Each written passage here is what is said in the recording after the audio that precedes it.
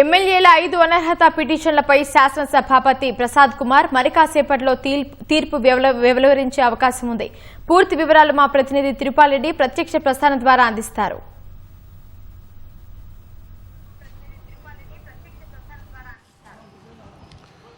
ఉమా, ఎమ్మెల్యేల అనర్హత పిటిషన్లపైన ఇప్పటికే 8 మంది ఎమ్మెల్యేలకు సంబంధించి స్పీకర్ గడ్డం ప్రసాద్ కుమార్ విచారణ పూర్తి చేశారు. దానికి సంబంధించిన తీర్పు రిజర్వ్ చేసి పెట్టినారు.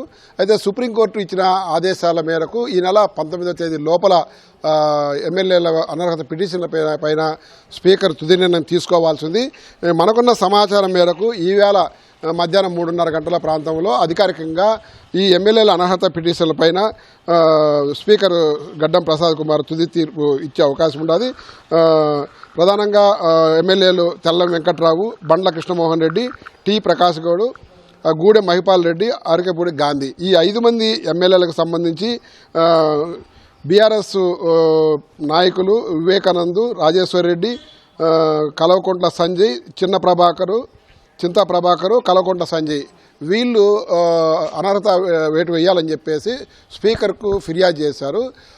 ఈ ఫిర్యాదుల మీద స్పీకరు సకాలంలో చర్యలు తీసుకోలేదని చెప్పి ఒక ఆలోచనతో వాళ్ళు హైకోర్టును ఆశ్రయించారు. తొందరగా మేము ఏదైతే పిటిషన్లు ఇచ్చినామో అనర్హత పిటిషన్లు ఇచ్చినామో దానికి సంబంధించి నిర్ణయం తీసుకోవాలని చెప్పి కోరుతూ హైకోర్టులో పిల్లు వేశారు. దీని మీద విచారణ చేసిన హైకోర్టు స్పష్టమైన ఆదేశాలు ఇచ్చింది. ఏదైతే బీఆర్ఎస్ నుంచి ఫిర్యాదులు అందినాయో, అనర్హత పిటిషన్లు వచ్చినాయో ఆ పిటిషన్ల మీద తక్షణమే విచారణ చేసి నిర్ణయం ప్రకటించాలని చెప్పేసి సూచించింది.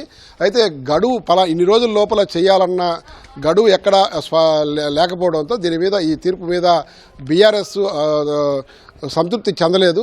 అదే హైకోర్టు ఇచ్చిన ఆర్డర్ మీద సుప్రీంకోర్టును ఆశ్రయించారు. సుప్రీంకోర్టులో సుదీర్ఘంగా ఈ అనర్హత పిటిషన్ల మీద సుదీర్ఘంగా విచారణ జరిగింది. ఈ విచారణ జరిగిన తర్వాత సుప్రీంకోర్టు స్పీకర్ గడ్డం ప్రసాద్ కుమార్కు స్పష్టమైన డైరెక్షన్ చేసింది. 90 రోజుల లోపల ఈ ఏదైతే పిటిషన్లు 10 మంది ఎమ్మెల్యేల మీద అనర్హత పిటిషన్లు వచ్చాయో వాటన్నిటి మీద విచారణ పూర్తి చేసి నిర్ణయం తీసుకోవాలని చెప్పి స్పష్టం చేసింది. అందులో భాగంగానే స్పీకరు అనర్హత పిటిషన్లకు సంబంధించి 10 మంది ఎమ్మెల్యేలకు నోటీసులు జారీ చేస్తారు. మొదటిసారి నోటీసులు జారీ చేసినప్పుడు 2 ఎమ్మెల్యేలు అంటే కడియం శ్రీహరి, దానం నాగేందర్ తప్ప మిగిలిన 8 మంది ఎమ్మెల్యేలు కూడా దానికి సమాధానం ఇచ్చినారు. వాళ్ళు ఇచ్చిన సమాధానం మీద ఆధారం చేసుకొని ఇరు వర్గాలకు సంబంధించి ఎవరైతే పిటిషన్దారులు ఉన్నారో అదేవిధంగా ప్రతివాదులను ఇద్దరిని కూడా విచారణ కొనసాగించినారు. దాదాపు 2 నెలల పాటు ఈ విచారణ కొనసాగింది. ఇద్దరు వైపు నుంచి కూడా ఇరువైపుల నుంచి కూడా వాళ్ళ న్యాయవాదులు వాదనలు ప్రతివాదనలు వినిపించారు. దీనికి సంబంధించి క్రాస్ ఎగ్జామినేషన్ అంతా పూర్తయిన తర్వాత తీర్పు రిజర్వ్ చేసి పెట్టుకున్నారు.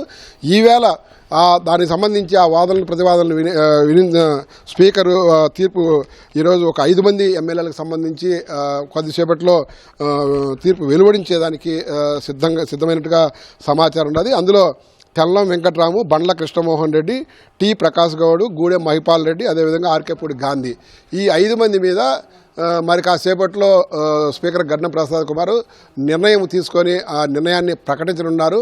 అనర్హత వేస్తారా లేకపోతే అనర్హతకు సంబంధించిన పూర్తి ఆధారాలు లేవని స్పష్టం చేస్తారన్నది మరి కొద్దిసేపట్లో అధికారికంగా స్పష్టమయ్యే అవకాశాలు కనిపిస్తున్నాయి.